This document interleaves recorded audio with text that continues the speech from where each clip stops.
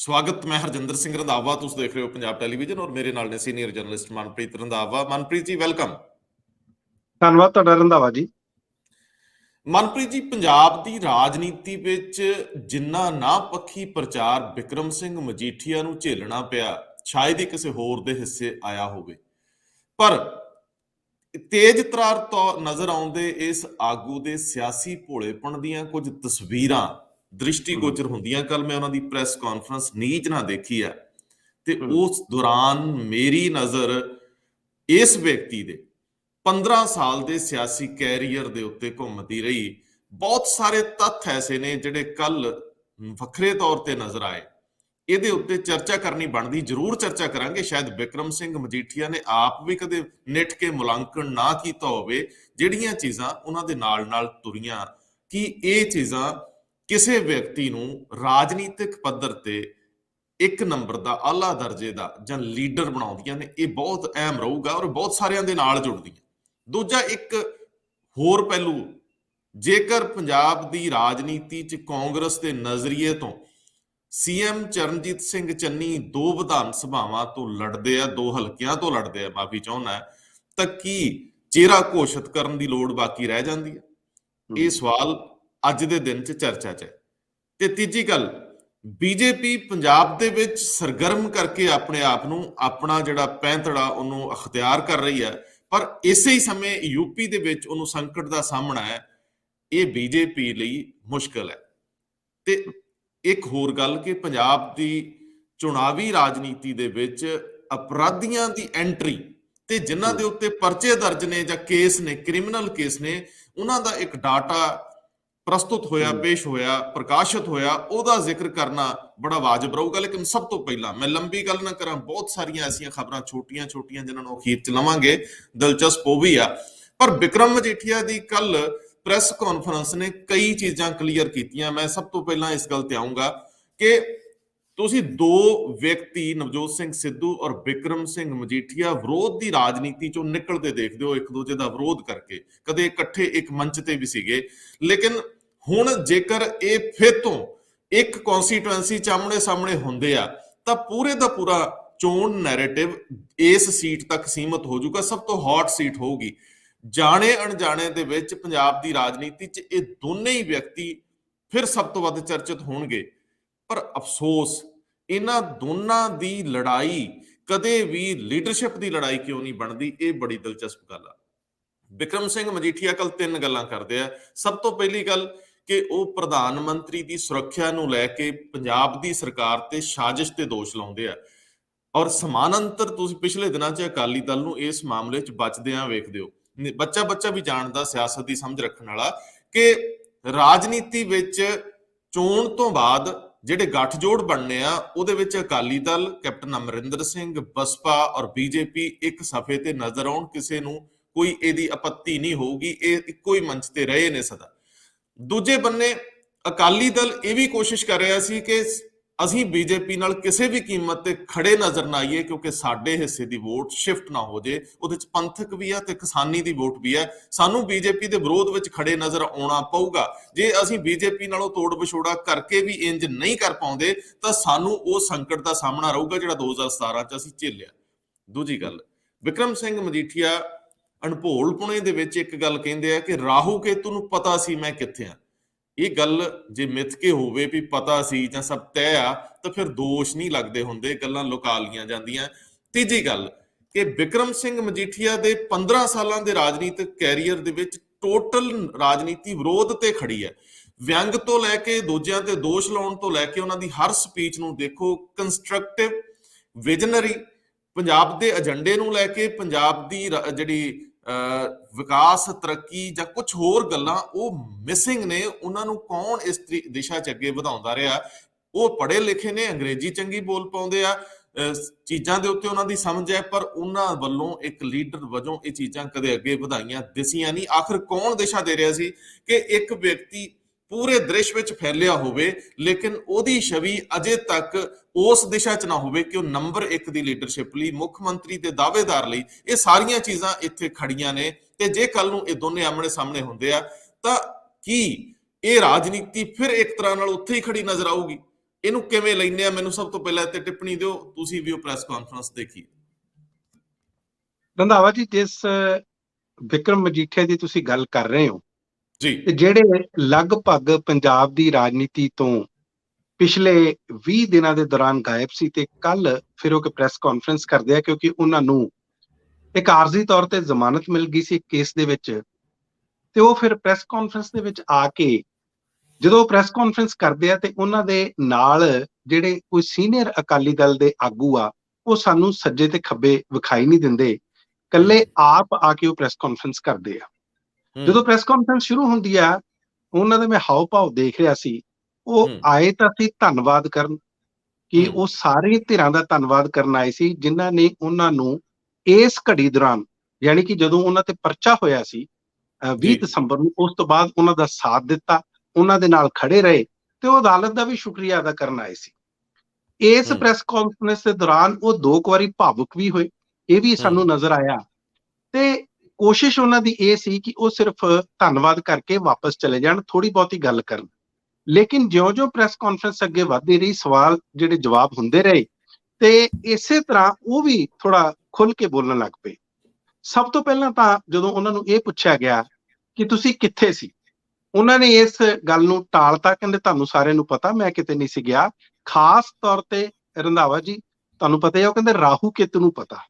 ਉਹਨਾਂ ਨੂੰ ਪਤਾ ਸੀ ਕਿ ਮੈਂ ਕਿੱਥੇ ਆ, ਜੇ ਚਾਹੁੰਦੇ ਤਾਂ ਉਹ ਫੜ ਲੈਂਦੇ। ਦੇਖੋ, ਇਸ ਗੱਲ ਵਿੱਚ ਇੱਕ ਬੜੀ ਗੱਲ ਇਹ ਆਉਂਦੀ ਕਿ ਅਕਸਰ ਇਹ ਦੋਸ਼ ਕਾਂਗਰਸ ਪਾਰਟੀ ਤੇ ਕਾਂਗਰਸ ਸਰਕਾਰ ਤੇ ਲੱਗਦੇ ਆ ਕਿ ਇਹਨਾਂ ਨੇ ਬਿਕਰਮ ਸਿੰਘ ਮਜੀਠੀਆ ਨੂੰ ਜਾਣਬੁੱਝ ਕੇ ਨਹੀਂ ਫੜਿਆ, ਔਰ ਇਹ ਇਲਜ਼ਾਮ ਆਮ ਆਦਮੀ ਪਾਰਟੀ ਵੀ ਲਾਉਂਦੀ ਆ, ਹੋਰ ਧਿਰਾਂ ਵੀ ਲਾਉਂਦੀਆਂ। ਉਹ ਕਹਿੰਦੇ ਆ ਕਿ ਕਿਉਂਕਿ ਚਰਨਜੀਤ ਸਿੰਘ ਚੰਨੀ ਦੇ ਭਰਾ ਨੂੰ ਜਿਹੜੇ ਲੁਧਿਆਣਾ ਸਿਟੀ ਸੈਂਟਰ ਸਕੈਮ ਹੋਇਆ ਸੀ, ਉਹਦੇ ਵਿੱਚ ਸ਼੍ਰੋਮਣੀ ਅਕਾਲੀ ਦਲ ਤੇ ਭਾਜਪਾ ਦੀ ਸਰਕਾਰ ਨੇ ਬਚਾਇਆ ਸੀ, ਇਸ ਕਰਕੇ ਹੁਣ ਉਹ ਉਸ ਦਾ ਕਰਜ਼ਾ ਅਦਾ ਕਰ ਰਿਹਾ, ਤੇ ਇਸੇ ਕਰਕੇ ਉਹਨਾਂ ਨੇ ਫੜਿਆ ਨਹੀਂ। ਖੈਰ, ਇਹ ਇੱਕ ਬਹਿਸ ਦਾ ਤੇ ਤੱਥਾਂ ਦਾ ਵਿਸ਼ਾ ਹੋ ਸਕਦਾ, ਲੇਕਿਨ ਇੱਥੇ ਇਹ ਗੱਲ ਆਉਂਦੀ ਆ।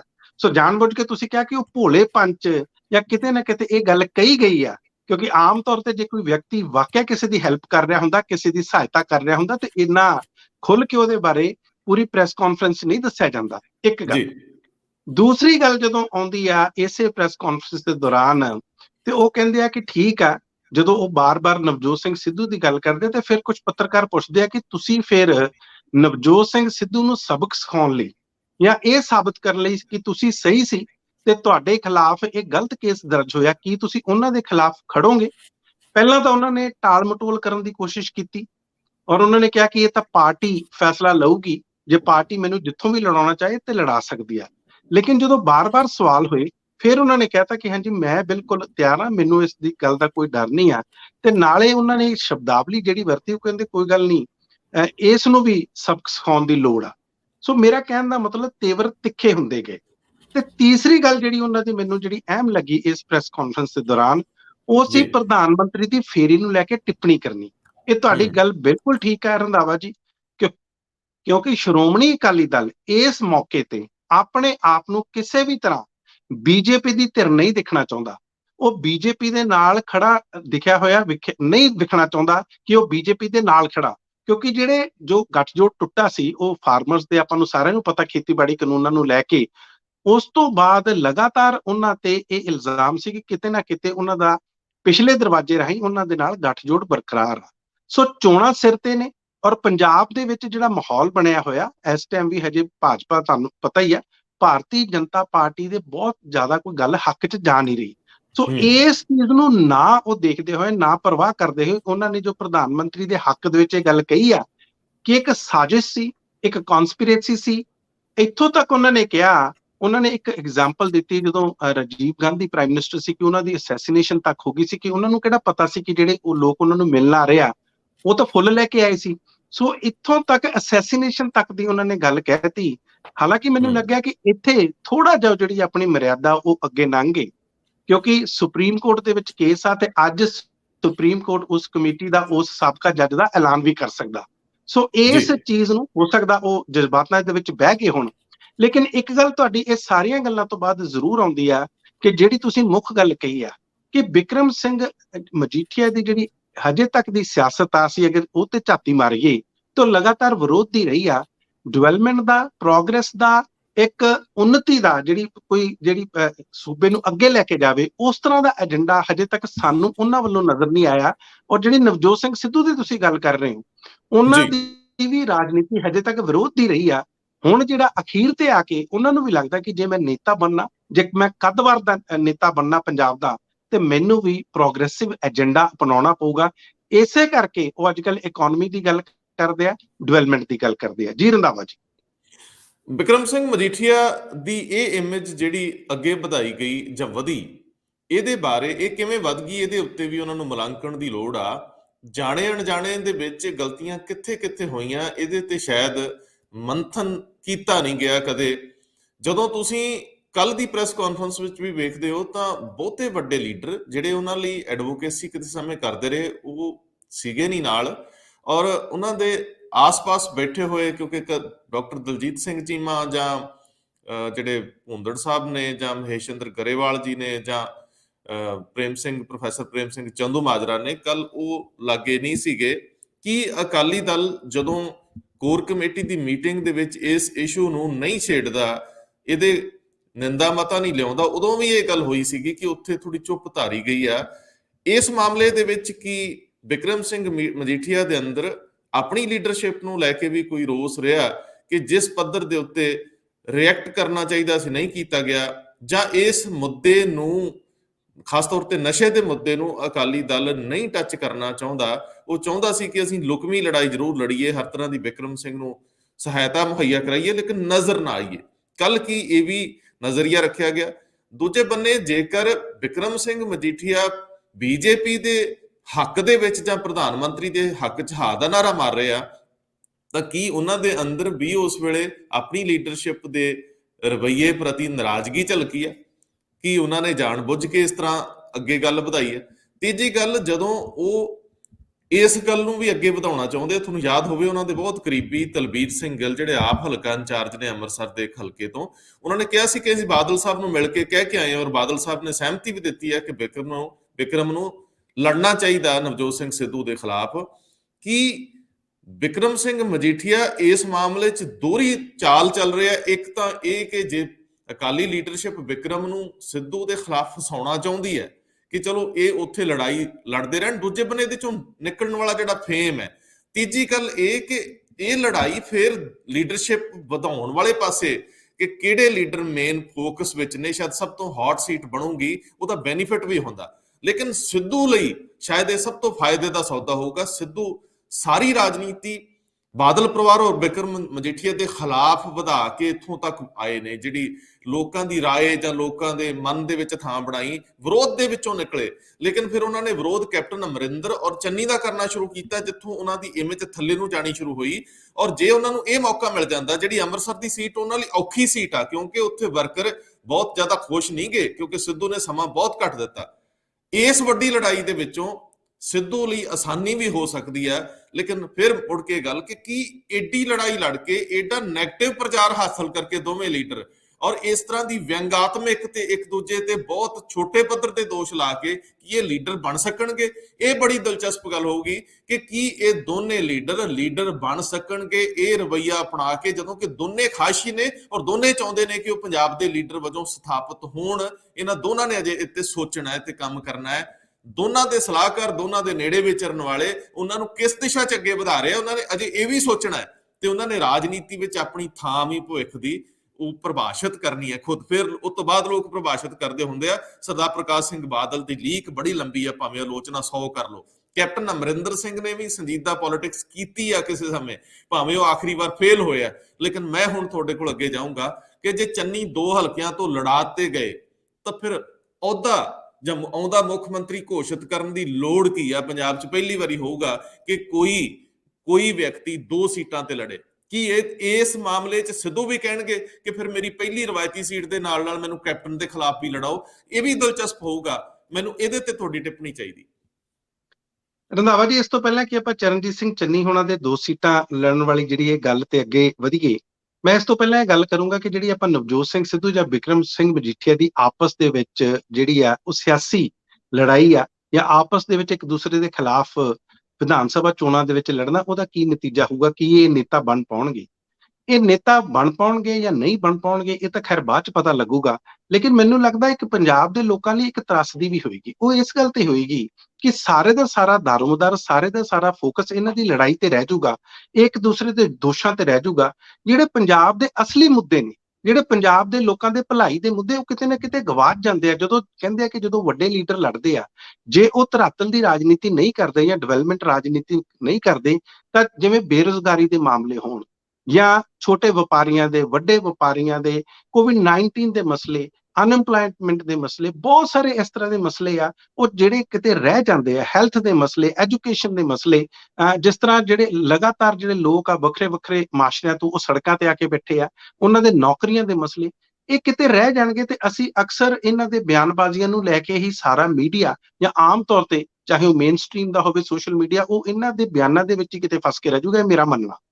ਅੱਗੇ ਜਿਹੜੀ ਆਪਾਂ ਗੱਲ ਕਰਨੀ ਹੈ ਚਰਨਜੀਤ ਸਿੰਘ ਚੰਨੀ ਹੋਣਾ ਦੀ, ਉਸ ਗੱਲ ਨੂੰ ਆਪਾਂ ਇੱਕ ਚੀਜ਼ ਆ, ਜੇਕਰ ਇਹ ਲੜਾਈਆਂ ਇੰਨੀਆਂ ਚਰਚਾ ਦਾ ਵਿਸ਼ਾ ਨੇ ਤਾਂ ਫਿਰ ਸਾਡੀ ਸਮਝ ਦੇ ਉੱਤੇ ਵੀ ਤਾਂ ਇਹ ਗੱਲ ਆਉਂਦੀ ਆ ਕਿ ਜਦੋਂ ਤੁਹਾਨੂੰ ਇਹਨਾਂ ਰਾਹਾਂ ਤੋਂ ਇੰਨਾ ਫੇਮ ਮਿਲਦਾ, ਇੰਨੀ ਮਸ਼ਹੂਰੀ ਮਿਲਦੀ ਆ, ਇੰਨੀ ਲੋਕਾਂ ਦੀ ਤਵੱਜੋ ਮਿਲਦੀ ਆ, ਤੇ ਫਿਰ ਸਭ ਤੋਂ ਸੌਖੀ ਹੈ ਲੋਕਾਂ ਦੇ ਮਸਲੇ ਜਾਂ ਲੋਕ ਵਿਜ਼ਨ ਦੇਣਾ ਜਾਂ ਬਾਕੀ ਚੀਜ਼ਾਂ। ਇਹ ਤਾਂ ਟਫ ਨੇ, ਇਹ ਤਾਂ ਅੰਦਰ ਦਾ ਖੂਨ ਮੰਗਦੀਆਂ ਤੁਹਾਡੇ, ਤੁਹਾਨੂੰ ਲੜਨਾ ਪੈਂਦਾ ਆਪਣੇ ਆਪ ਨਾਲ, ਤੁਹਾਨੂੰ ਕੁਝ ਚੰਗਾ ਕੰਸਟਰਕਟਿਵ ਕਰਨ ਲਈ ਬਹੁਤ ਐਫਰਟਸ ਲਾਉਣੇ ਪੈਂਦੇ ਆ, ਪਰ ਵਿਰੋਧ ਲਈ ਤਾਂ ਕੋਈ ਐਫਰਟਸ ਨਹੀਂ। ਕਿਸੇ ਨੂੰ 4 ਗਾਲਾਂ ਕੱਢ ਲਓ ਭਾਵੇਂ ਸੱਭਿਅਕ ਭਾਸ਼ਾ 'ਚ।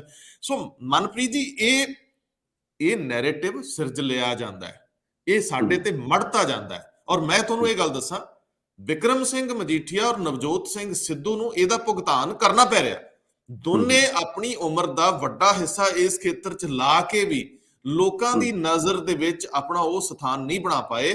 ਅੱਜ ਵੀ ਸੀਰੀਅਸ ਲੀਡਰਸ਼ਿਪ ਦੇ ਮਾਮਲੇ 'ਚ ਇਹਨਾਂ ਦੀ ਗਿਣਤੀ ਨਹੀਂ ਆਉਂਦੀ। ਅਜੇ ਇਹਨਾਂ ਨੇ ਇਹ ਫੈਸਲਾ ਕਰਨਾ ਹੈ ਕਿ ਇੰਨੇ ਲੋਕਾਂ ਦੇ ਵਿੱਚ ਪਪੂਲਰ ਹੋ ਕੇ ਆਲੇ ਦੁਆਲੇ 'ਚ ਇੰਨਾ ਤਾਮਝਾਮ ਲੈ ਕੇ ਉਹ ਸਾਬਤ ਕੀ ਕਰਨਾ ਚਾਹੁੰਦੇ ਆ, ਔਰ ਉਹਨਾਂ ਨੇ ਰਾਜਨੀਤਿਕ ਤੌਰ ਤੇ ਆਪਣੇ ਆਪ ਨੂੰ ਕਿਵੇਂ ਸਥਾਪਿਤ ਕਰਨਾ ਹੈ, ਇਹ ਉਹਨਾਂ ਨੇ ਵੀ ਫੈਸਲਾ ਕਰਨਾ ਹੈ। ਪਰ ਇਹ ਚੀਜ਼ ਤੁਸੀਂ ਬਿਲਕੁਲ ਠੀਕ ਕਹਿ ਰਹੇ ਹੋ ਕਿ ਸਾਡੀ ਇਸ ਸਾਰੀ 1 ਮਹੀਨੇ ਦੀ ਪ੍ਰਕਿਰਿਆ ਨੂੰ ਇਹ ਬਹੁਤਾ ਹਿੱਸਾ ਖਾ ਜਾਣਗੇ। ਜੀ ਜੀ ਚਰਨਜੀਤ ਸਿੰਘ ਚੰਨੀ ਦੀ ਤੁਸੀਂ ਗੱਲ ਕਰ ਰਹੇ ਸੀ ਕਿ ਜਿਸ ਤਰ੍ਹਾਂ ਚਰਚੇ ਹੋ ਰਹੇ ਆ ਕਿ ਉਹ ਚਮਕੌਰ ਸਾਹਿਬ ਤੋਂ ਵੀ ਲੜ ਸਕਦੇ ਆ, ਉਹ ਬਰਨਾਲੇ ਦੇ ਵਿੱਚ ਮਹਿਲ ਕਲਾਂ ਤੋਂ ਵੀ ਲੜ ਸਕਦੇ ਆ, ਤੇ ਇਹ ਵੀ ਪਤਾ ਲੱਗਾ ਕਿ ਆਦਮਪੁਰ ਜਿਹੜੀ ਦੁਆਬੇ ਦੇ ਵਿੱਚ ਸੀਟ ਆ, ਇੱਥੋਂ ਵੀ ਲੜ ਸਕਦੇ ਆ। ਦਰਅਸਲ ਤੁਹਾਡੀ ਗੱਲ ਰੰਧਾਵਾ ਜੀ, ਮੈਂ ਬਿਲਕੁਲ ਇਤਫਾਕ ਰੱਖਦਾ ਇਸ ਗੱਲ ਨਾਲ ਕਿ ਹੋ ਸਕਦਾ ਜਦੋਂ 2 ਸੀਟਾਂ ਤੇ ਕੋਈ ਵਿਅਕਤੀ ਜਿਸ ਨੂੰ ਲੜਾਓ, ਜੇ ਉਹਨਾਂ ਨੂੰ ਸੀਟਾਂ ਮਿਲ ਜਾਣ ਤੇ ਲਗਭਗ ਉਹੀ ਜਿਹੜਾ ਪਾਰਟੀ ਦਾ ਚਿਹਰਾ ਹੁੰਦਾ, ਉਹੀ ਕਾਂਗਰਸ ਦਾ ਚਿਹਰਾ ਬਣੂਗਾ। ਹਾਲਾਂਕਿ ਇਸ ਗੱਲ ਨੂੰ ਇਸ ਵਾਰੀ ਕਾਂਗਰਸ ਨੇ ਕਿਹਾ ਕਿ ਅਸੀਂ 50 ਸੂਬਿਆਂ ਦੇ ਵਿੱਚ ਜਿੱਥੇ ਚੋਣਾਂ ਹੋ ਰਹੀਆਂ ਉੱਥੇ ਆਪਣਾ ਅਧਿਕਾਰਿਕ ਤੌਰ ਤੇ ਆਫੀਸ਼ੀਅਲੀ ਕੋਈ ਵੀ ਚਿਹਰਾ ਨਹੀਂ ਐਲਾਨਾਂਗੇ। ਬਾਅਦ ਦੇ ਵਿੱਚ ਜਿਹੜੇ ਵਿਧਾਇਕ ਬੈਠਣਗੇ, ਵਿਧਾਇਕ ਚੁਣ ਕੇ ਆਉਣਗੇ, ਜੇ ਪਾਰਟੀ ਬਹੁਮਤ ਲੈ ਕੇ ਆਉਂਦੀ ਆ ਤੇ ਉਹ ਆਪਣਾ ਲੀਡਰ ਆਪ ਚੁਣ ਲੈਣਗੇ। ਖੈਰ, ਇਹ ਕਹਿਣ ਦੀਆਂ ਗੱਲਾਂ ਹੁੰਦੀਆਂ, ਇਸ ਦੇ ਪਰਦੇ ਦੇ ਪਿੱਛੋਂ ਰਾਜਨੀਤੀ ਕਿਸ ਤਰ੍ਹਾਂ ਚੱਲਦੀ ਇਹ ਆਪਾਂ ਨੂੰ ਸਾਰਿਆਂ ਨੂੰ ਪਤਾ। ਲੇਕਿਨ ਇੱਕ ਗੱਲ ਜ਼ਰੂਰ ਆ, ਤੁਸੀਂ ਦੇਖੋ ਦੁਆਬੇ ਦੇ ਵਿੱਚ 8 ਸੀਟਾਂ ਤੇ ਜਿਸ ਤਰ੍ਹਾਂ ਮਾਝੇ ਦੇ ਵਿੱਚ 7 ਸੀਟਾਂ, ਇਹ ਪ੍ਰਭਾਵਿਤ ਹੁੰਦੀਆਂ ਨੇ, ਰਿਜ਼ਰਵ ਸੀਟਾਂ ਨੇ, ਜਿੱਥੇ ਕਿ ਪਿਛੜੇ ਜਿਹੜੇ ਲੋਕਾਂ ਦਾ ਜਿਹੜਾ ਵਰਗ ਆ ਉਹ ਉੱਥੋਂ ਲੜਦਾ ਰਿਜ਼ਰਵ ਸੀਟਾਂ ਤੋਂ। ਉਹ ਚਾਹੁੰਦੇ ਨੇ ਕਿ ਚਰਨਜੀਤ ਸਿੰਘ ਚੰਨੀ ਕਿਸੇ ਤਰ੍ਹਾਂ ਜੇ ਇੱਥੋਂ ਲੜ ਲੈਣ, ਚਾਹੇ ਉਹ ਬਰਨਾਲੇ ਦੇ ਵਿੱਚ ਜਾਣ ਜਿੱਥੇ ਕਿ ਮਹਿਲ ਕਲਾਂ ਤੋਂ, ਤੇ ਚਾਹੇ ਦੁਆਬੇ ਦੇ ਵਿੱਚ ਜਾਣ। ਇਹ 2 ਸੀਟਾਂ ਤੇ ਲੜਾ ਕੇ ਉਹਨਾਂ ਸੀਟਾਂ ਤੇ ਵੀ ਪ੍ਰਭਾਵ ਕਾਂਗਰਸ ਜਿਹੜਾ ਹੈ ਉਹ ਪਾਉਣਾ ਚਾਹੁੰਦੀ ਹੈ। ਤੇ ਜੇ ਚਰਨਜੀਤ ਸਿੰਘ ਚੰਨੀ ਨੂੰ ਪਿਛਲੇ ਦਿਨਾਂ ਦੇ ਦੌਰਾਨ ਜਿਸ ਸਰਵੇ ਦੀ ਆਪਾਂ ਗੱਲ ਕੀਤੀ ਸੀ, ਉਹਨਾਂ ਦੀ ਮਕਬੂਲੀਅਤ ਦੇ ਵਿੱਚ ਵਾਧਾ ਹੋਇਆ, ਉਸ ਚੀਜ਼ ਨੂੰ ਵੀ ਕਾਂਗਰਸ ਕੈਸ਼ ਕਰਨਾ ਚਾਹੁੰਦੀ ਹੈ। ਜੀ ਰੰਧਾਵਾ ਜੀ। ਨਵਜੋਤ ਸਿੰਘ ਸਿੱਧੂ ਨੇ ਸਾਫ਼ ਲਫ਼ਜ਼ਾਂ 'ਚ ਕਿਹਾ ਕਿ ਹਾਈ ਕਮਾਂਡ ਨੇ ਨਹੀਂ ਮੁੱਖ ਮੰਤਰੀ ਚੁਣਨੇ, ਐਮਐਲਏਜ਼ ਨੇ ਚੁਣਨੇ। ਪਹਿਲਾਂ ਐਮਐਲਏ ਲੋਕਾਂ ਨੇ ਚੁਣਨੇ ਆ, ਇਹ ਮੁੱਖ ਮੰਤਰੀ ਵੀ ਲੋਕਾਂ ਨੇ ਚੁਣਨਾ, ਹਾਈ ਕਮਾਂਡ ਕੁਝ ਨਹੀਂ ਕਰੂਗੀ। ਇਹ ਉਹਨਾਂ ਦੀ ਫਰਸਟ੍ਰੇਸ਼ਨ ਹੈ, ਇਹ ਉਹਨਾਂ ਦੀ ਕਿਹੜੀ ਪਰੇਸ਼ਾਨੀ ਹੈ, ਔਰ ਉਹ ਕਿਸ ਕਲਚਰ ਦੇ ਵਿੱਚੋਂ ਇਹ ਗੱਲ ਕਹਿ ਰਹੇ ਆ। ਥੋੜੀ ਦੇਰ ਪਹਿਲਾਂ ਇਸ ਕਵਾਇਦ ਨੂੰ ਲੋਕਾਂ ਨੇ ਵੇਖਿਆ ਕਿ ਪਹਿਲਾਂ ਜਾਖੜ, ਫਿਰ ਉਸ ਤੋਂ ਬਾਅਦ ਰੰਧਾਵਾ, ਫਿਰ ਚੰਨੀ, ਆਖਰ 'ਚ ਸਿੱਧੂ 2 ਵਾਰੀ ਨਾਰਾਜ਼ ਵੀ ਇਸ ਪੀਰੀਅਡ 'ਚ ਹੋਏ। ਉਹਨਾਂ ਨੂੰ ਵੀ ਪਤਾ ਕਿ ਹਾਈ ਕਮਾਂਡ ਦੀ ਭੂਮਿਕਾ ਕੀ ਆ, ਕਿਸੇ ਨੂੰ ਬਣਾਉਣ ਜਾਂ ਲਾਉਣ ਦੇ ਵਿੱਚ ਹਾਈ ਕਮਾਂਡ ਕਿਸ ਹੱਦ ਤੱਕ ਚਲੇ ਜਾਂਦੀ ਹੈ। ਇਹ ਕਲਚਰ ਲਗਭਗ ਆਮ ਆਦਮੀ ਪਾਰਟੀ ਨੇ ਵੀ ਦੇਖ ਲਿਆ, ਔਰ ਇਹ ਕਲਚਰ ਕਾਂਗਰਸ ਦੇ ਵਿੱਚ ਤੁਸੀਂ ਕਈ ਵਾਰ ਦੇਖਿਆ। ਸਿੱਧੂ ਕਿਸ ਦੁਨੀਆ 'ਚ ਵਿਚਰ ਰਿਹਾ, ਕਾਂਗਰਸ ਪਾਰਟੀ ਦੇ ਪ੍ਰਧਾਨ ਹੁੰਦਿਆਂ, ਜਾਂ ਉਹ ਕਾਂਗਰਸ ਪਾਰਟੀ ਵੱਲੋਂ ਇਲੈਕਸ਼ਨ ਲੜ ਕੇ ਕਿਵੇਂ ਇਹ ਕਹਿ ਸਕਦੇ ਆ ਕਿ ਇਹ ਹਾਈ ਕਮਾਂਡ ਨੇ ਨਹੀਂ, ਪੰਜਾਬ ਦੇ ਲੋਕਾਂ ਨੇ, ਐਮਐਲਏਜ਼ ਨੇ ਚੁਣਨਾ। ਮੈਨੂੰ ਲੱਗਦਾ ਕਿ ਸ਼ਾਇਦ ਉਹ ਬਹੁਤ ਕਾਹਲੀ 'ਚ ਨੇ ਤੇ ਉਸ ਕਾਹਲੀ ਦੇ ਵਿੱਚ ਉਹ ਗਲਤੀਆਂ ਤੇ ਗਲਤੀਆਂ ਕਰ ਰਹੇ ਆ। ਅੱਜ ਦੀ ਉਹਨਾਂ ਦੀ ਜਿਹੜੀ ਏਜੰਡਾ ਪੰਜਾਬ ਵਾਲੀ ਗੱਲ ਕੱਲ ਦੀ ਪ੍ਰੈਸ ਕਾਨਫਰੰਸ ਜਾਂ ਕੁਝ ਸੀਗਾ, ਉਹਦੇ ਚ ਸਾਫ਼ ਦਿਸ ਰਿਹਾ ਕਿ ਉਹ ਜੋ ਕਹਿ ਰਹੇ ਆ ਉਹ ਤੱਥਾਂ ਦੇ ਆਧਾਰ ਤੇ ਅਤੀਤ ਦੇ ਫੈਸਲਿਆਂ ਦੇ ਨਜ਼ਰੀਏ ਤੋਂ ਕੋਈ ਬੇਮਾਨੇ ਗੱਲਾਂ ਨੇ। ਮੈਂ ਇਹਦੇ ਤੇ ਤੁਹਾਡੀ ਗੱਲ ਵੀ ਸੁਣਨਾ ਚਾਹੂੰਗਾ ਕਿ ਆਖਰ ਸਿੱਧੂ ਕਿਸ ਦੁਨੀਆ 'ਚ ਵਿਚਰ ਰਿਹਾ, ਇਹ ਕਹਿ ਕੇ ਕਿ ਹਾਈ ਕਮਾਂਡ ਕੀ ਹੈ ਜੀ ਪੰਜਾਬ ਦੇ ਲੋਕ ਕਰਨਗੇ। ਦੇਖੋ, ਨਵਜੋਤ ਸਿੰਘ ਸਿੱਧੂ ਦੀ ਜੇ ਅਸੀਂ ਪੂਰਾ ਉਹਨਾਂ ਦਾ ਕੈਰੀਅਰ ਗ੍ਰਾਫ ਦੇਖੇ, ਔਰ ਖਾਸ ਤੌਰ ਤੇ ਜਦੋਂ ਤੋਂ ਭਾਰਤੀ ਜਨਤਾ ਪਾਰਟੀ ਤੋਂ ਬਾਅਦ ਕਾਂਗਰਸ ਪਾਰਟੀ ਚ ਆਏ ਆ, ਉਹਨਾਂ ਤੋਂ ਬੜੀਆਂ ਉਮੀਦਾਂ ਸੀ। ਜਿਸ ਇਮਾਨਦਾਰੀ ਦੇ ਨਾਲ, ਜਿਸ ਕਨਵਿੰਸਿੰਗ ਵੇ ਦੇ ਨਾਲ ਉਹ ਆਪਣੀ ਗੱਲ ਰੱਖਦੇ ਸੀ, ਲੋਕਾਂ ਨੂੰ ਉਹਨਾਂ ਤੇ ਬਹੁਤ ਯਕੀਨ ਸੀ। ਲੇਕਿਨ ਆਫ ਲੇਟ ਪਿਛਲੇ ਦਿਨਾਂ ਦੇ ਦੌਰਾਨ, ਖਾਸ ਤੌਰ ਤੇ ਜਦੋਂ ਤੋਂ ਕੈਪਟਨ ਅਮਰਿੰਦਰ ਸਿੰਘ ਨੂੰ ਬਾਹਰ ਦਾ ਰਸਤਾ ਦਿਖਾਇਆ ਕਾਂਗਰਸ ਨੇ ਤੇ ਚਰਨਜੀਤ ਸਿੰਘ ਚੰਨੀ ਆਏ ਨੇ, ਉਸ ਤੋਂ ਬਾਅਦ ਲਗਾਤਾਰ ਇਸ ਤਰ੍ਹਾਂ ਲੱਗਦਾ ਕਿ ਨਵਜੋਤ ਸਿੰਘ ਸਿੱਧੂ ਬਹੁਤ ਅਸੁਰੱਖਿਅਤ ਮਹਿਸੂਸ ਕਰ ਰਹੇ ਆ, ਕਿਤੇ ਕਿਤੇ ਇਨਸਿਕਿਉਰ ਹੋ ਗਿਆ ਉਹ। ਠੀਕ ਹੈ, ਉਹਨਾਂ ਦਾ ਡਿਵੈਲਪਮੈਂਟ ਦਾ ਏਜੰਡਾ ਜ਼ਰੂਰ ਆ, ਲੇਕਿਨ ਉਹ ਹਮੇਸ਼ਾ ਹੀ ਚਰਨਜੀਤ ਸਿੰਘ ਚੰਨੀ ਜਾਂ ਆਪਣੀ ਪਾਰਟੀ ਦੇ ਵਿਰੋਧ ਦੇ ਵਿੱਚ ਖੜੇ ਹੋਏ ਦਿਖਾਈ ਦਿੰਦੇ ਆ। ਜੇ ਇਹੀ ਨਵਜੋਤ ਸਿੰਘ ਸਿੱਧੂ ਕੋ ਕਹਿਣ ਕਿ ਅਸੀਂ ਪਾਰਟੀ ਦੇ ਨਾਲ ਆ, ਹੁਣ ਤੁਹਾਨੂੰ ਮੈਂ ਇੱਕ ਉਦਾਹਰਨ ਦਿੰਦਾ। ਆਮ ਆਦਮੀ ਪਾਰਟੀ ਨੇ ਜਦੋਂ ਔਰਤਾਂ ਲਈ 1000 ਰੁਪਏ ਦਾ ਐਲਾਨ ਕੀਤਾ ਸੀ ਤੇ ਨਵਜੋਤ ਸਿੰਘ ਸਿੱਧੂ ਹੁਣਾਂ ਨੇ ਬੜੀ ਆਲੋਚਨਾ ਕੀਤੀ ਸੀ ਕਿ ਇਹ ਅਸੀਂ ਇਸ ਤਰ੍ਹਾਂ ਦਾ ਕੋਈ ਸਾਨੂੰ ਭੀਖ ਦੇਣੀ ਹੈ, ਅਸੀਂ ਇਸ ਤਰ੍ਹਾਂ ਦੇ ਵਿਅਕਤੀ ਨਹੀਂ ਆ, ਪੰਜਾਬੀ ਇਸ ਤਰ੍ਹਾਂ ਦੇ ਨਹੀਂ ਆ। ਲੇਕਿਨ ਆਪ ਹੀ ਉਸ ਤੋਂ ਬਾਅਦ ਫਿਰ 2000 ਰੁਪਏ ਦਾ ਉਹ ਐਲਾਨ ਕਰਦੇ ਆ, ਆਪ ਹੀ ਉਹ 8 ਸਿਲੰਡਰਾਂ ਦੀ ਗੱਲ ਕਰਦੇ ਆ।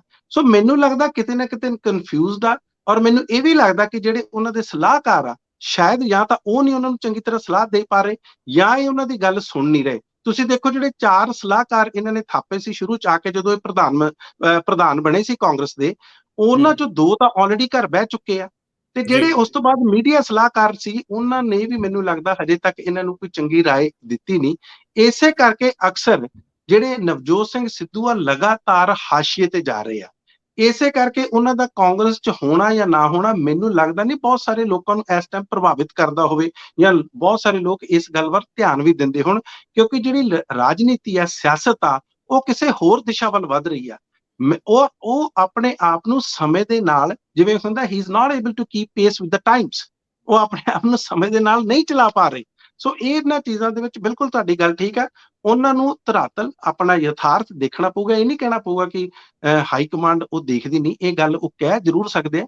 ਪੰਜਾਬ ਦੇ ਲੋਕੀ ਹੀ ਚੁਣਨਗੇ, ਇਹਦੇ ਵਿੱਚ ਕੋਈ ਦੋ ਰਾਵਾਂ ਨਹੀਂ ਆ। ਲੇਕਿਨ ਵਿਧਾਇਕਾਂ ਦੀ ਰਾਏ, ਹਾਈ ਕਮਾਂਡ ਦੀ ਰਾਏ, ਇੱਥੋਂ ਦੀ ਲੀਡਰਸ਼ਿਪ ਦੀ ਰਾਏ, ਇਹ ਵੀ ਪੂਰੀ ਦੀ ਪੂਰੀ ਤਰ੍ਹਾਂ ਵੇਖੀ ਜਾਊਗੀ ਇਸ ਤੋਂ ਪਹਿਲਾਂ ਕਿ ਜਿਹੜਾ ਇੱਥੋਂ ਦਾ ਮੁੱਖ ਮੰਤਰੀ ਚੁਣਿਆ ਜਾਵੇ। ਜੀ ਰੰਧਾਵਾ ਜੀ, ਤੁਹਾਨੂੰ ਯਾਦ ਹੋਣਾ ਜਦੋਂ ਜ਼ੁਬਾਨੀ ਵੋਟਾਂ ਪਵਾਈਆਂ ਸੀ, ਜਿਹੜੀ ਟੀਮ ਆਈ ਸੀ 3 ਮੈਂਬਰੀ, ਜਿਹਦੇ ਚ ਅਜੇ ਮਾਕਨ ਤੋਂ ਲੈ ਕੇ ਹਰੀਸ਼ ਚੌਧਰੀ ਤੱਕ ਸ਼ਾਮਲ ਸੀਗੇ, ਹਰੀਸ਼ ਰਾਵਤ ਵੀ, ਤੇ ਉਹ ਜ਼ੁਬਾਨੀ ਵੋਟਾਂ ਪਾਈਆਂ, ਉਹਦੇ ਚ 4 ਨਾਂ ਰੱਖੇ ਗਏ ਸੀ, ਤੁਹਾਨੂੰ ਯਾਦ ਹੋਣਾ, ਜਾਖੜ ਸਾਹਿਬ ਦਾ, ਰੰਧਾਵਾ ਦਾ, ਮਹਾਰਾਣੀ ਪ੍ਰਨੀਤ ਕੌਰ ਦਾ, ਮੈਂ ਮਾਫੀ ਚਾਹੁੰਦਾ ਲੋਕ ਮਹਾਰਾਣੀ ਸ਼ਬਦ ਤੇ ਇਤਰਾਜ਼ ਕਰਦੇ ਆ, ਸ਼੍ਰੀਮਤੀ ਪ੍ਰਨੀਤ ਕੌਰ ਐਸਐਚ ਕੈਪਟਨ, ਤੇ ਚੌਥਾ ਨਾਂ ਸੀਗਾ ਨਵਜੋਤ ਸਿੰਘ ਸਿੱਧੂ ਦਾ।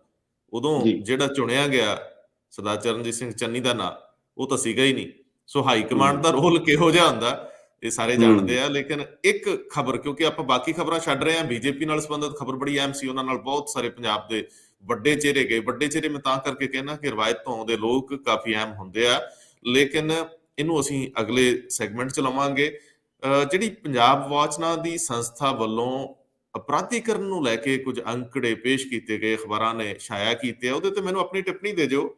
ਪੰਜਾਬ ਦੀ ਰਾਜਨੀਤੀ 'ਚ ਅਪਰਾਧੀਕਰਨ ਦੀ ਥਾਂ ਤਾਂ ਕੋਈ ਨਹੀਂ। ਪੰਜਾਬੀ ਵੈਸੇ ਤਾਂ ਲੜਾਕੇ ਨੇ, ਲੇਕਿਨ ਲੜਾਕੇ ਹੋਰ ਨਜ਼ਰੀਏ ਤੋਂ ਨੇ, ਅਣਖੀ ਨੇ, ਖੜਦੇ ਨੇ, ਲੇਕਿਨ ਕ੍ਰਾਈਮ ਦੇ ਨਜ਼ਰੀਏ ਤੋਂ ਸਾਡਾ ਅੰਕੜਾ ਅੱਗੇ ਵਧਣਾ ਇੱਕ ਬਹੁਤਾ ਮਨ ਨੂੰ ਚੰਗਾ ਜਿਹਾ ਨਹੀਂ ਲੱਗਦਾ। ਤੁਸੀਂ ਫਿਰ ਆਪਣੀ ਰਾਏ ਤਾਂ ਦਿਓ ਜੀ। ਇੱਕ ਜਾਂਦੇ ਜਾਂਦੇ ਗੱਲ ਜ਼ਰੂਰ ਕਰ ਜੰਨੇ ਕਿ ਜਿਹੜੇ ਸਵਾਮੀ ਪ੍ਰਸ਼ਾਦ ਮੌਰਿਆ 5 ਵਾਰੀ ਦੇ ਐਮਐਲਏ ਆ ਤੇ ਉੱਥੋਂ ਦੇ ਮੰਤਰੀ ਸੀ ਯੂਪੀ ਦੇ, ਉਹ ਚਲੇ ਗਏ ਆ, ਨਾਲ 4 ਉਹ ਵਿਧਾਇਕ ਵੀ ਲੈ ਗਏ ਆ। ਉਹ ਭਾਰਤੀ ਜਨਤਾ ਪਾਰਟੀ ਤੋਂ ਹੁਣ ਸਮਾਜਵਾਦੀ ਪਾਰਟੀ 'ਚ ਚਲੇ ਗਏ। ਇਸ ਗੱਲ ਨੇ ਭਾਰਤੀ ਜਨਤਾ ਪਾਰਟੀ ਦੇ ਅੰਦਰ ਬਹੁਤ ਜ਼ਿਆਦਾ ਜਿਹੜਾ ਉਹ ਡਰ ਪੈਦਾ ਕਰਤਾ। ਔਰ ਖਾਸ ਤੌਰ ਤੇ ਮੈਂ ਇਸ ਕਰਕੇ ਦੱਸ ਰਿਹਾ ਕਿ ਇਹ ਜਿਹੜੇ ਸਵਾਮੀ ਪ੍ਰਸ਼ਾਦ ਮੌਰਿਆ ਨੇ, ਇਹ ਐਨਸੀਪੀ ਦੇ ਲੀਡਰ ਸ਼ਰਦ ਪਵਾਰ ਦੇ ਬਹੁਤ ਨੇੜੇ ਆ, ਤੇ ਉਹਨਾਂ ਨੇ ਕਿਹਾ ਆਉਣ ਵਾਲੇ ਦਿਨਾਂ ਦੇ ਵਿੱਚ ਭਾਰਤੀ ਜਨਤਾ ਪਾਰਟੀ ਤੋਂ ਘੱਟੋ ਘੱਟ 13-14 ਹੋਰ ਜਿਹੜੇ ਸਿਟਿੰਗ ਐਮਐਲਏ ਆ, ਉਹ ਵੀ ਸਮਾਜਵਾਦੀ ਪਾਰਟੀ ਜਾ ਸਕਦੇ ਆ। ਸੋ ਇੱਕ ਪਾਸੇ ਪੰਜਾਬ ਦੇ ਵਿੱਚ ਹੁਣ ਪੰਜਾਬ 'ਚ ਆਈਏ, ਇਹ ਕੋਸ਼ਿਸ਼ ਕਰ ਰਹੀ ਹੈ ਸੇਂਧ ਲਾਉਣ ਦੀ, ਜਿਸ ਤਰ੍ਹਾਂ ਕਹਿੰਦੇ ਆ ਕਿ ਉਹ ਲਗਾਤਾਰ ਕੋਸ਼ਿਸ਼ ਕਰ ਰਿਹਾ ਕਿ ਇੱਧਰੋਂ ਕਾਂਗਰਸ ਤੋਂ ਆ ਜਾਣ, ਆਮ ਆਦਮੀ ਪਾਰਟੀ ਤੋਂ ਆ ਜਾਣ, ਸ਼੍ਰੋਮਣੀ ਅਕਾਲੀ ਦਲ ਤੋਂ, ਸਾਰਿਆਂ ਨੂੰ। ਲੇਕਿਨ ਕਿਤੇ ਨਾ ਕਿਤੇ ਯੂਪੀ ਦੇ ਵਿੱਚ ਲਗਾਤਾਰ ਭਾਰਤੀ ਜਨਤਾ ਪਾਰਟੀ ਨੂੰ ਸੱਟ ਵੱਜ ਰਹੀ ਹੈ, ਢਾਹ ਲੱਗ ਰਹੀ ਹੈ, ਇਹ ਆਪਾਂ ਨੂੰ ਨਜ਼ਰ ਆ ਰਿਹਾ। ਜਿੱਥੋਂ ਹੂੰ ਤੱਕ ਭਾਰਤੀ ਜਨਤਾ ਪਾਰਟੀ ਦੀ ਗੱਲ ਆ, ਉਹ ਤਾਂ ਆਪਾਂ ਦੇਖ ਲਾਂਗੇ। ਜਿਹੜੀ ਤੁਸੀਂ election watch, Punjab election watch ਆ ਇੱਕ ਗਰੁੱਪ, ਹੂੰ ਜਿਨ੍ਹਾਂ ਨੇ ਇਹ ਗੱਲ ਕੀਤੀ ਆ ਕਿ ਅਪਰਾਧੀਕਰਨ ਜਿਹੜੇ ਕੈਂਡੀਡੇਟਸ ਆ, ਉਹਨਾਂ ਨੇ 15 ਸਾਲ ਦਾ ਰੰਧਾਵਾ ਜੀ ਉਹ ਡਾਟਾ ਲਿੱਤਾ, ਔਰ 15 ਸਾਲ ਦੇ ਦੌਰਾਨ ਜਿੰਨੀਆਂ ਵੀ ਵਿਧਾਨ ਸਭਾ ਦੀਆਂ ਇਲੈਕਸ਼ਨਸ ਹੋਈਆਂ ਨੇ ਜਾਂ ਪਾਰਲੀਮੈਂਟ ਦੀਆਂ ਇਲੈਕਸ਼ਨਸ ਹੋਈਆਂ ਨੇ, ਉਹਨਾਂ ਦੇ ਵਿੱਚ ਇਹਨਾਂ ਸਾਰੀਆਂ ਪਾਰਟੀਆਂ ਨੇ ਕਿੰਨੇ ਕੁ ਜਿਹੜੇ ਖਾਸ ਤੌਰ ਤੇ ਜਿਹੜੇ ਅਪਰਾਧੀ ਜਿਹੜੇ ਤੱਤ ਨੇ ਉਹਨਾਂ ਨੂੰ ਟਿਕਟਾਂ ਦਿੱਤੀਆਂ, ਉਹਨਾਂ ਬਾਰੇ ਉਹਨਾਂ ਨੇ ਗੱਲ ਕੀਤੀ ਆ। ਉਹ ਕਹਿੰਦੇ ਭਾਰਤੀ ਜਨਤਾ ਪਾਰਟੀ ਸਭ ਤੋਂ ਮੂਹਰੇ ਆ, ਜਿਨ੍ਹਾਂ ਨੇ 83% ਇਸ ਤਰ੍ਹਾਂ ਦੇ ਲੋਕਾਂ ਨੂੰ ਟਿਕਟਾਂ ਦਿੱਤੀਆਂ ਜਿਨ੍ਹਾਂ ਦਾ ਕਿਸੇ ਨਾ ਕਿਸੇ ਤਰ੍ਹਾਂ ਦਾ ਕੋਈ ਉਹਨਾਂ ਤੇ ਕੇਸ ਦਰਜ ਸੀ, ਅਪਰਾਧ ਦੇ ਕੇਸ ਉਹਨਾਂ ਤੇ ਦਰਜ ਸੀ, ਜੁਰਮ ਉਹਨਾਂ ਤੇ ਇਸ ਤਰ੍ਹਾਂ ਦੇ ਦਰਜ ਸੀ। ਹਾਲਾਂਕਿ ਕਨਵਿਕਸ਼ਨ ਹੋਈ ਹੈ ਜਾਂ ਨਹੀਂ ਹੋਈ ਹੈ ਇਹ ਹਜੇ ਨਹੀਂ, ਕਿਉਂਕਿ ਇਹ ਕੇਸ ਚੱਲ ਰਹੇ ਆ। ਇਸੇ ਤਰ੍ਹਾਂ 22% ਉਹ ਲੋਕ ਨੇ ਜਿਹੜੇ ਸ਼੍ਰੋਮਣੀ ਅਕਾਲੀ ਦਲ ਦੇ, ਜਿਨ੍ਹਾਂ ਨੇ ਟਿਕਟਾਂ ਦਿੱਤੀਆਂ ਸ਼੍ਰੋਮਣੀ ਅਕਾਲੀ ਦਲ ਨੇ ਉਹਨਾਂ ਨੂੰ, ਤਾਂ ਕਿ ਇਹਨਾਂ ਦਾ ਵੀ ਸਾਰਿਆਂ ਦਾ ਕਿਸੇ ਨਾ ਕਿਸੇ ਤਰ੍ਹਾਂ ਦਾ ਅਪਰਾਧ ਦਾ ਜਾਂ ਜੁਰਮ ਦਾ ਪਿਛੋਕੜ ਸੀ, ਉਹਨਾਂ ਤੇ ਕੇਸ ਦਰਜ ਹੋਏ ਹੋਏ ਸੀ। ਉਸ ਤੋਂ ਬਾਅਦ ਨੰਬਰ ਆਉਂਦਾ ਕਾਂਗਰਸ ਦਾ, 14%। ਕਾਂਗਰਸ ਨੇ ਵੀ ਇਸ ਤਰ੍ਹਾਂ ਦੇ ਲੋਕਾਂ ਨੂੰ ਟਿਕਟਾਂ ਦਿੱਤੀਆਂ ਜਿਨ੍ਹਾਂ ਤੇ ਇਸ ਤਰ੍ਹਾਂ ਦਾ ਦੋਸ਼ ਸੀ ਜਾਂ ਉਹਨਾਂ ਤੇ ਕ੍ਰਾਈਮ ਕੇਸਿਸ ਉਹਨਾਂ ਤੇ ਦਰਜ ਸੀ। ਤੇ ਇਸ ਤੋਂ ਬਾਅਦ ਆਮ ਆਦਮੀ ਪਾਰਟੀ ਵੀ ਪਿੱਛੇ ਨਹੀਂ ਆ, 11%। ਇਹਨਾਂ ਦੇ ਵੀ ਲੋਕ ਆ ਜਿਨ੍ਹਾਂ ਤੇ ਇਸ ਤਰ੍ਹਾਂ ਦੇ ਕੇਸ ਦਰਜ ਆ। ਲੇਕਿਨ ਤੁਹਾਨੂੰ ਜਾਣ ਕੇ ਹੈਰਾਨੀ ਹੋਊਗੀ ਕਿ ਜਿਹੜੀ ਲੋਕ ਇਨਸਾਫ ਪਾਰਟੀ ਆ, ਜਿਹੜੇ ਸਿਮਰਜੀਤ ਸਿੰਘ ਬੈਂਸ ਜਾਂ ਉਹਨਾਂ ਦੇ ਭਰਾ ਬਲਵਿੰਦਰ ਸਿੰਘ ਬੈਂਸ ਜਿਹੜੇ ਆ, ਉਹ ਆਪ ਲੁਧਿਆਣੇ ਤੋਂ MLA, ਇਹਨਾਂ ਨੇ 45% ਇਸ ਤਰ੍ਹਾਂ ਦੇ ਲੋਕਾਂ ਨੂੰ ਟਿਕਟਾਂ ਦਿੱਤੀਆਂ ਜਿਨ੍ਹਾਂ ਦੇ ਇਸ ਤਰ੍ਹਾਂ ਦਾ ਅਪਰਾਧ ਜਾਂ ਉਹਨਾਂ ਤੇ ਜੁਰਮ ਸੀ। ਸੋ ਕਹਿਣ ਦਾ ਮਤਲਬ ਆ ਕਿ ਇਹ ਜਿਹੜਾ ਇਲੈਕਸ਼ਨ ਵਾਚ ਆ ਜਾਂ ਸਾਡਾ ਜਿਹੜਾ ਐਸੋਸੀਏਸ਼ਨ ਫਾਰ ਡੈਮੋਕ੍ਰੈਟਿਕ ਰਿਫਾਰਮ, ਜਿਹਨੂੰ ADR ਕਹਿ ਦਿੰਦੇ ਆ, ਇਹ ਲਗਾਤਾਰ ਇਹਨਾਂ ਲੋਕਾਂ ਤੇ ਨਜ਼ਰ ਰੱਖਦਾ, ਔਰ ਸਾਨੂੰ ਵੀ ਰੱਖਣੀ ਚਾਹੀਦੀ ਆ। ਕਮ ਸੇ ਕਮ ਸਾਡੇ ਕੈਂਡੀਡੇਟਸ ਨੂੰ ਪਤਾ ਤਾਂ ਲੱਗੇ। ਔਰ ਮੈਂ ਇੱਕ ਚੀਜ਼ ਜਾਂਦਾ ਜਾਂਦਾ ਜ਼ਰੂਰ ਦੱਸਦਾ, ਇਲੈਕਸ਼ਨ ਕਮਿਸ਼ਨ ਆਫ ਇੰਡੀਆ ਨੇ ਐਤਕੀ ਬਿਲਕੁਲ ਜ਼ਰੂਰੀ ਕਰਤਾ ਕਿ ਹਰੇਕ ਪਾਰਟੀ ਜਿਹੜੇ ਵੀ ਲੋਕਾਂ ਤੇ ਕੇਸ ਦਰਜ ਹੋਏ ਹੋਣ, ਉਹ ਘੱਟੋ ਘੱਟ 3 ਵਾਰੀ ਪ੍ਰਿੰਟ ਮੀਡੀਆ ਦੇ ਵਿੱਚ, ਇਲੈਕਟ੍ਰੋਨਿਕ ਮੀਡੀਆ ਦੇ ਵਿੱਚ, ਸੋਸ਼ਲ ਮੀਡੀਆ ਤੇ ਉਹ ਇਹ ਗੱਲ ਛਾਇਆ ਕਰੇਗੀ, ਦੱਸੇਗੀ, ਪਬਲਿਸਾਈਜ਼ ਕਰੇਗੀ ਕਿ ਉਹਨਾਂ ਨੇ ਜਿਹੜੇ ਉਹਨਾਂ ਦੇ ਜਿਹੜੇ ਕ੍ਰਿਮੀਨਲ ਕੈਂਡੀਡੇਟਸ ਨੇ ਜਾਂ ਉਹਨਾਂ ਤੇ ਜਿਹੜੇ ਕੇਸ ਦਰਜ ਹੋਏ ਆ, ਉਹਨਾਂ ਨੂੰ ਹਾਈਲਾਈਟ ਕਰੇ, ਉਹਨਾਂ ਨੂੰ ਲੋਕਾਂ ਅੱਗੇ ਲੈ ਕੇ ਆਵੇ, ਤਾਂ ਕਿ ਲੋਕ ਆਪਣਾ ਨਜ਼ਰੀਆ ਜਾਂ ਆਪਣੀ ਰਾਏ ਬਣਾ ਸਕਣ। ਜੀ ਰੰਧਾਵਾ ਜੀ, ਕਾਫੀ ਸਾਰੀਆਂ ਖਬਰਾਂ ਹੋਰ ਵੀ ਸੀ, ਲੇਕਿਨ ਅਸੀਂ ਇਹਨਾਂ ਨੂੰ ਅਗਲੇ ਸੈਗਮੈਂਟ 'ਚ ਜ਼ਰੂਰ ਲਵਾਂਗੇ। ਸੰਯੁਕਤ ਸਮਾਜ ਮੋਰਚੇ ਨਾਲ ਜੁੜੀਆਂ ਖਬਰਾਂ ਨੇ। ਉਗਰਾਹਾਂ ਸਾਹਿਬ ਨੇ ਵੀ ਕਿਹਾ ਕਿ ਨਿਰਲੇਪ ਰਹਿਣਾ, ਅਸੀਂ ਬਹੁਤਾ ਜ਼ਿਆਦਾ ਦਖਲਅੰਦਾਜ਼ੀ ਕਿਸੇ 'ਚ ਨਹੀਂ, ਐਵੇਂ ਸਾਨੂੰ ਤੰਗ ਨਾ ਕਰੋ, ਜੇ ਬਹੁਤਾ ਨੇੜੇ ਦਾ ਆਇਆ ਤੇ ਚਾਹ ਪਿਆ ਕੇ ਤੋਰ ਦਾਂਗੇ, ਕਹਿੰਦੇ ਕਿਸੇ ਨਾਲ ਹਾਂ ਨਹੀਂ ਅਸੀਂ ਕਰਨੀ, ਟਾਈਮ ਵੇਸਟ ਨਾ ਕਰੋ।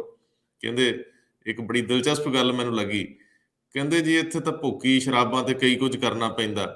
ਜਰਨਲਿਸਟ ਕਹਿੰਦਾ ਜੀ ਇਹ ਤਾਂ ਕਹਿੰਦੇ ਅਸੀਂ ਕੁਝ ਨਹੀਂ ਕਰਨਾ, ਕਹਿੰਦਾ ਫਿਰ ਪੇਟੀਆਂ ਵੀ ਸੋਚੀਆਂ ਹੀ ਲੈ ਜਾਣ ਉੱਠ ਚੁੱਕ ਕੇ। ਸੋ ਇਹ ਬਹੁਤ ਨਿਰਾਸ਼ਾ ਭਰੀ ਸਟੇਟਮੈਂਟ ਹੈ। ਮੈਨੂੰ ਲੱਗਦਾ ਇੰਜ ਨਹੀਂ, ਪੰਜਾਬ ਦੇ ਲੋਕ ਇੰਨੇ ਗਏ ਗੁਜਰੇ ਵੀ ਨਹੀਂ ਕਿ ਉਹ ਸਿਰਫ ਤੇ ਸਿਰਫ ਭੁੱਕੀ ਜਾਂ ਸ਼ਰਾਬਾਂ ਪੀ ਕੇ ਵੋਟਾਂ ਪਾਉਣਗੇ। ਬੜਾ ਕੁਝ ਬਦਲਿਆ, ਪੂਰੇ ਦੇ ਪੂਰੇ ਤਖਤ ਪਲਟਦੇ ਆ ਪੰਜਾਬ ਦੇ ਲੋਕਾਂ ਨੇ ਸਮੇਂ-ਸਮੇਂ ਤੇ ਵੱਡੇ ਤਖਤਾਂ ਨੂੰ ਵਕਤ ਵੀ ਪਾਇਆ। ਅਸੀਂ ਹੁਣੇ ਦੇਖ ਕੇ ਹਟੇ ਹਾਂ, ਉਹ 'ਚ ਉਗਰਾਹਾਂ ਸਾਹਿਬ ਵੀ ਸ਼ਾਮਲ ਸੀ। ਖੈਰ, ਸੋਚ ਆਪਣੀ ਆਪਣੀ। ਬਹੁਤ ਮਿਹਰਬਾਨੀ, ਬਹੁਤ ਧੰਨਵਾਦ। ਬਹੁਤ ਬਹੁਤ ਧੰਨਵਾਦ ਤੁਹਾਡਾ ਰੰਧਾਵਾ ਜੀ।